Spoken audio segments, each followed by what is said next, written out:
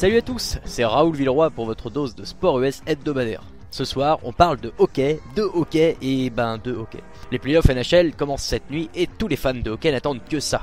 Pour que vous ne soyez pas complètement largués, voilà une petite présentation rapide des 8 confrontations du premier tour. On commence à l'Est par une grosse opposition entre deux monuments du hockey. Les Bruins de Boston affrontent les Red Wings de Détroit. Ces deux équipes faisaient partie des 6 franchises qui ont formé la NHL en 1942 à ses débuts.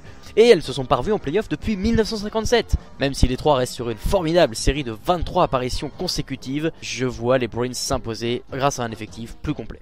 Derrière, c'est l'affrontement prévu de longue date. Les Canadiens de Montréal et le Lightning de Tampa Bay ont dû attendre le dernier moment pour savoir qui aurait l'avantage du terrain.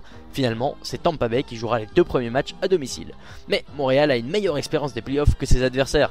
Et puis en bon supporter, je ne peux qu'appuyer leur victoire. Go Habs go! Dans l'autre division, les Penguins de Pittsburgh de Sidney Crosby ont régné sans partage. Ils seront donc opposés aux Blue Jackets de Columbus. C'est un petit peu la surprise de ces séries. Les Blue Jackets n'ont participé qu'une fois aux playoffs en 14 ans d'existence, une élimination 4-0 au premier tour en 2008 face à Détroit. Les Penguins, bien que chancelants en fin de saison, ne devraient pas avoir de mal à se défaire de cette équipe qui est encore un peu inexpérimentée. Enfin, dernière rencontre à l'Est, les Rangers de New York face aux Flyers de Philadelphie. Sur le papier, on aurait tendance à favoriser New York, mais les Flyers sont des roublards, particulièrement en playoff. L'avantage du terrain, favorable aux Rangers, devrait être l'élément clé de ce match-up. A priori, c'est dans la poche pour New York. On passe dans la conférence Ouest, et là, le spectacle est au rendez-vous. Les Ducks d'Anaheim, premiers de la conférence, affrontent les Stars de Dallas. Pourquoi ça nous intéresse? Parce qu'il y a un petit Français à Dallas, Antoine Roussel.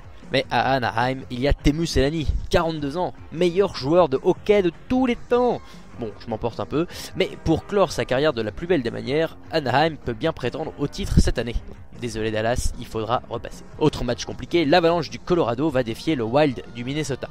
Et les Rocheuses risquent bien d'être infranchissables pour le Wild, car malgré une belle saison et une deuxième qualification d'affilée en série, pour Minnesota, en face, c'est du très lourd.